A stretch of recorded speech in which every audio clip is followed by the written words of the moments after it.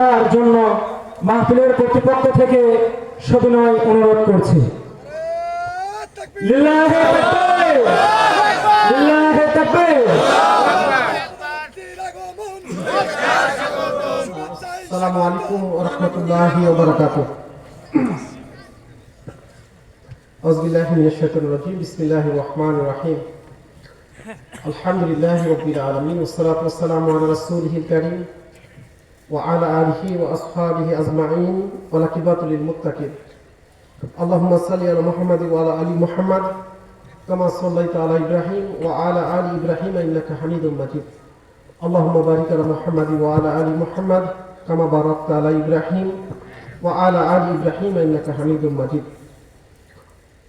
মেশিন্দা জামে মসজিদের উদ্যোগে আজকের এই তাফসীরুল কোরআন মাহফিলের মুহতারাম সভাপতি শ্রদ্ধাভাজন আলহাজ সুরুজ আলী সাহেব, সম্মানিত সহসভাপতিদ্বয়, সম্মানিত অতিথি মণ্ডলী, একটু আগে যিনি কথা বললেন আমাদের শ্রদ্ধাভাজন আলজার চাচা, সম্মানিত মুফাসসিরে কোরআন বৃন্দ, আমার সামনে উপস্থিত মঞ্চের নেতৃবৃন্দ, আলিম ওলামা, সিনিয়র নাগরিক বৃন্দ, যুবক ভাইয়েরা, পর্দার আড়ালের মা ও বোনেরা, সম্মানিত দিনদার মুজাহিদ ভাইয়েরা, কেমন আছেন আপনারা? আর আমি যেহেতু প্রধান বক্তাকে দেখে এসেছি, উনি প্রস্তুত, শুধুমাত্র অপেক্ষা করছেন ওনাকে যখন বলা হবে। আমি ভূমিকা ছাড়াই কয়েকটা অনুরোধ করতে চাই আপনাদের। স্বাভাবিকভাবে এই মঞ্চটি মুফাসসিরদের জন্য, আমরা যারা আসি এটা একটা সংস্কৃতি হয়ে দাঁড়িয়েছে রাজনীতিবিদদেরকে মঞ্চে অতিথি করা, এটা না করতে পারলেই ভালো। আমি বিনয়ের সাথে অনুরোধ করি যে আমার মনে হয় এই সংস্কৃতিগুলো থেকে বের হওয়া দরকার। রাজনীতিবিদদের জন্য রাজনৈতিক মঞ্চগুলো ব্যবহৃত হবে, কোরআনের মুফাসসিরদের জন্য তাফসীর মাহফিলের মঞ্চ ব্যবহৃত হওয়া দরকার। এটা যত কমানো যায় তত কল্যাণ। আমি অনেক পোস্টারে দেখেছি প্রধান অতিথির নামই লম্বা, প্রধান বক্তাদের নাম খুঁজে পাওয়া যায় না। এই সংস্কৃতি থেকে আমাদের মনে হয় বের হওয়া উচিত। মাশাআল্লাহ হাজিরিন,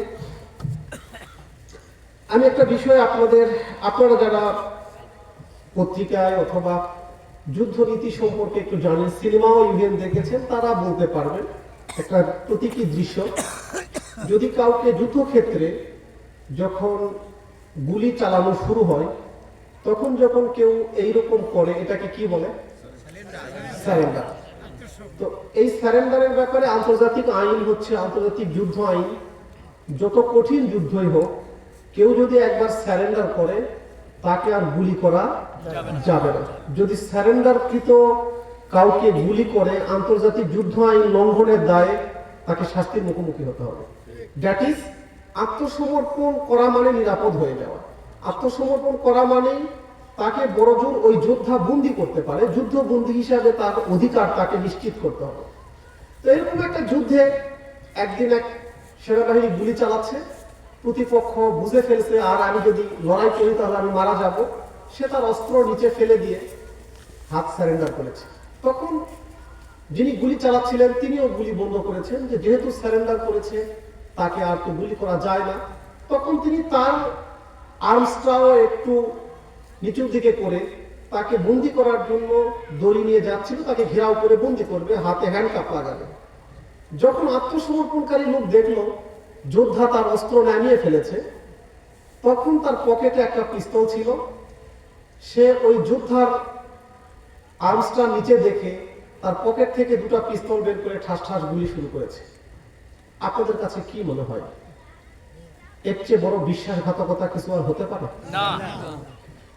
সারেন্ডার করার কারণে তাকে যোদ্ধা গুলি করলো না, উল্টা যখন যে সুযোগ পেয়েছে তখন সে গুলি শুরু করেছে। আপনি বলুন তো এর পানিশমেন্ট কি হওয়া উচিত? এর পানিশমেন্টটা কেমন হওয়া উচিত? কঠোর তো না? ওকে, স্বীকারোক্তি দিচ্ছেন যে এর পানিশমেন্ট কঠোর হওয়া উচিত। ইন্নানি মিনাল মুসলিমিন, আমি মুসলমানদের একজন, আমি নিশ্চয়ই মুসলমান। এই শব্দের অর্থ কি জানেন? আমরা ইন্নী ওয়াজহাতু ওয়াজহিয়া লিল্লাযী ফাতারাস সামাওয়াতি ওয়াল আরদা হানিফা ওয়া মা আনা মিনাল এটা কি বলি আমরা? আমরা মুশরিকদের অন্তর্ভুক্ত না। আমি মুসলমান, এর শব্দ মুসলমান শব্দের অর্থ আপনার বাবা মা যতই যাই বলুক, আপনি যে ব্যাখ্যায় জেনে থাকেন, মুসলিম শব্দের অর্থ হচ্ছে আত্মসমর্পণকারী। আত্মসমর্পণকারী। আল্লাহর কাছে আমরা সারেন্ডার করেছি। আল্লাহর কাছে আমরা সারেন্ডার করেছি। আমার সুদ খাওয়ার সুযোগ থাকবে, আমি খাবো না। আমার ঘুষ খাওয়ার সুযোগ থাকবে, আমি খাবো না। আমার জেনা করার সুযোগ থাকবে, আমি করব না। আমার লুট করার সুযোগ থাকবে, আমি করব না। আমার হত্যা করার সুযোগ থাকবে, আমি করব না। আমি নামাজ কাজা করার সুযোগ থাকবে, আমি নামাজ কাজা করব না। আমি যাকাত না দেওয়ার সুযোগ থাকবে, কিন্তু তবুও আমি দেব। আমি মানুষকে দান সাদাকা না করার সুযোগ আছে, তবুও আমি করব। এই যে আমার বিভিন্ন অপরাধ করার সুযোগ থাকবে, কেবলমাত্র আল্লাহর ভয়ে আল্লাহর কাছে আত্মসমর্পণ করা। আমি আমার অপরাধ আমি করব না, আল্লাহর আনুগত্য করব, রাসূলের আনুগত্য করব, এই প্রতিশ্রুতি দিয়েই দুনিয়ার বুকে আমরা আসছি। আসছি না ভাই? সারেন্ডার করেছি। ইন্নানি মিনাল মুসলিমিন, আমি মুসলিম, আমি আত্মসমর্পণকারী। আল্লাহ রাব্বুল আলামিন এই আত্মসমর্পণকারীদেরকে দয়া করে মায়া করে খাবার দিচ্ছেন, অক্সিজেন দিচ্ছেন, পায়ের নিচে মাটি দিচ্ছেন, মাথার উপরে আসমান দিচ্ছেন। কিন্তু আল্লাহর এই দয়া দেখে হঠাৎ করে আমরা পকেট থেকে পিস্তল বের করে আল্লাহকে গুলি করা শুরু করে দিয়েছি। দিচ্ছি না? দিচ্ছি না ভাইরা আমার? আল্লাহ আমাদেরকে দয়া করে অক্সিজেন দিচ্ছেন, দয়া করে খাওয়াচ্ছেন। আল্লাহর এই দয়ার সুযোগ নিয়ে আল্লাহ কেবলমাত্র আমাদের অক্সিজেন বন্ধ করেনি, কেবলমাত্র আমাদের খাবার বন্ধ করেনি, সূর্যের আলো বন্ধ করেনি, পায়ের নিচ থেকে মাটি সরে নেয়নি, মাথার উপর থেকে আসমান সরে নেয়নি। এই সুযোগে উল্টা আল্লাহর বিরুদ্ধে বিদ্রোহ করে বসেছি আমরা। তার জমিনের উপরে দাঁড়িয়ে তার আনুগত্য করি না, তার আসমানের নিচে থেকে তার আনুগত্য করি না, তার অক্সিজেন ব্যবহার করে বেঁচে থেকে তার আনুগত্য করি না, তার ফসলের মাঠ ব্যবহার করে তার আনুগত্য করি না, তার দেওয়া সকল নিয়ামত রাজি ভোগ করে তার আনুগত্য আমরা করি না। এটা কি আত্মসমর্পণ করার পরে আবার গুলি করা নয়? তাহলে আমাদের মতো আত্মসমর্পণকারী ব্যক্তি যখন আবার গোলাগুলি শুরু করছে, বিদ্রোহ করছে, এদের পরিণতি কি হওয়া উচিত? আমি আপনাদেরকে এই সতর্ক করতে আসছি। আমরা কিন্তু আত্মসমর্পণকারী ব্যক্তি। কোন দাম্ভিকতা, কোন অহংকার, কোন বড়লোকি, কোন যোগচুরি, কোন নেতৃত্ব, কোন প্রতাপ, কোন ঝামেলা করার কোন সুযোগ আত্মসমর্পণকারী ব্যক্তির নাই। তিনি বন্দী, তাকে যিনি বন্দী করেছেন তিনি যেভাবে খাইতে বলবেন সেভাবে খাইতে হবে। তিনি যে ঘরে থাকতে দিবেন সে ঘরে থাকতে হবে। তিনি যেভাবে যে আনুগত্য করতে বলবেন এর বাইরে কোনো কিছু করার সুযোগ নাই। দুর্ভাগ্যজনক ভাবে আমরা আর নিজেদেরকে আত্মসমর্পণকারী মনে করে না মনে করে স্বাধীন মানুষ মনে করি, তাই না? তাই তো। কিন্তু আপনি কি ভেবেছেন আপনি স্বাধীন না পরাধীন? আমি মনে হয় একটু সুর দিয়ে ওয়াজ করতে পারেন, এটা একটা প্রবলেম। আমি জানতে চাই আপনি স্বাধীন না পরাধীন?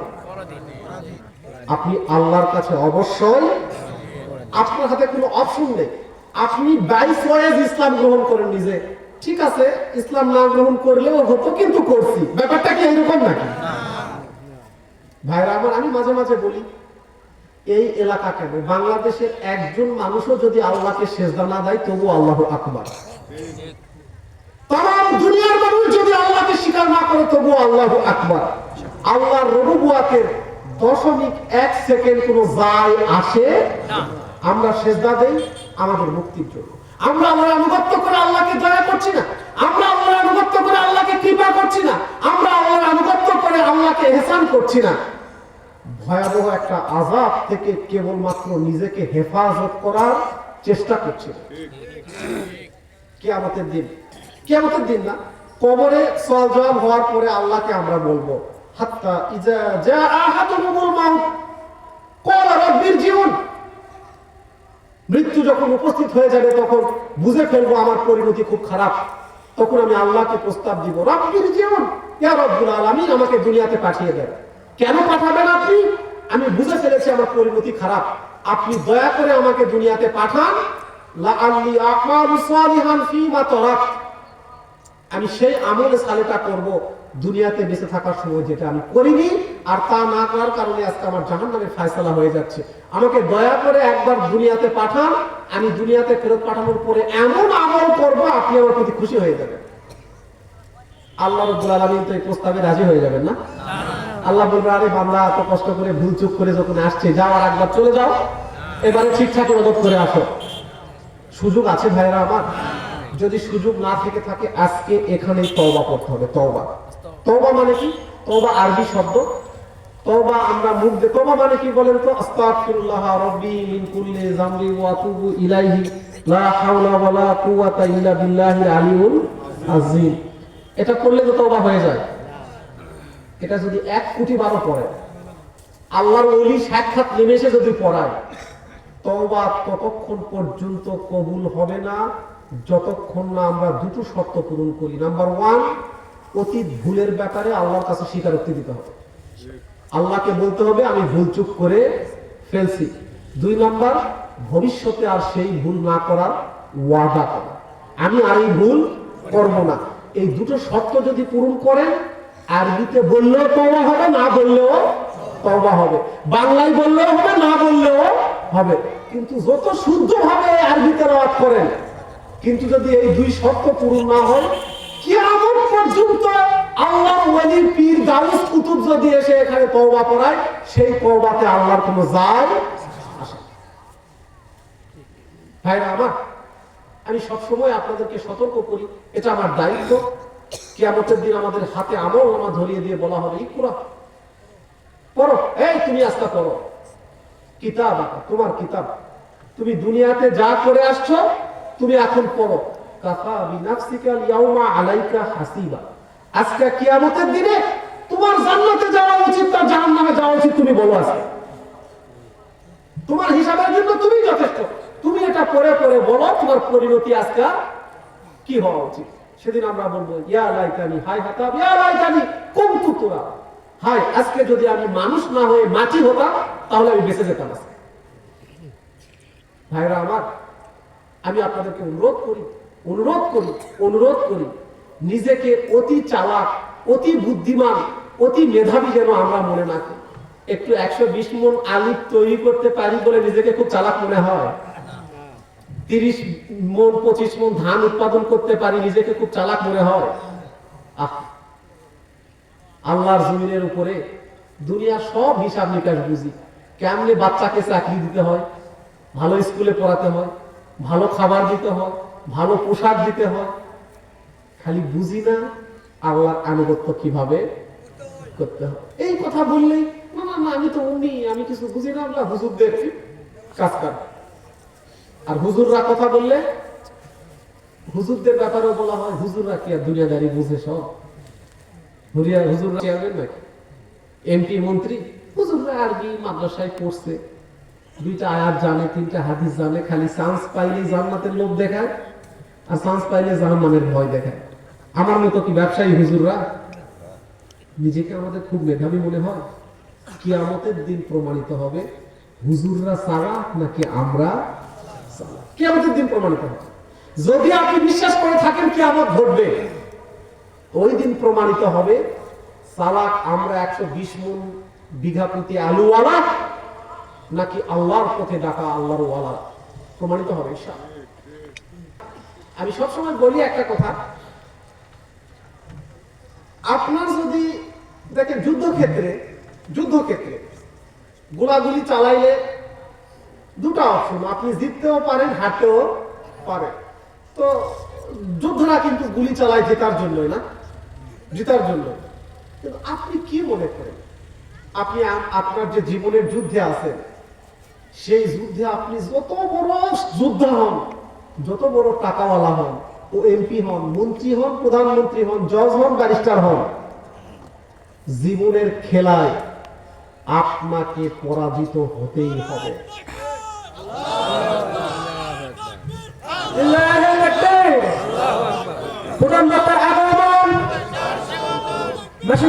পক্ষ হতে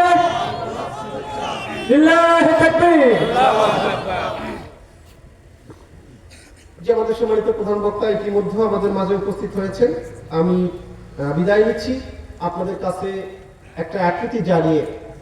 আমি যেটি বলছিলাম যে আপনি যত বড় প্রতাপশালী মানুষ হন, আপনাকে জীবনের যুদ্ধে কবরে যেতেই হবে নাকি?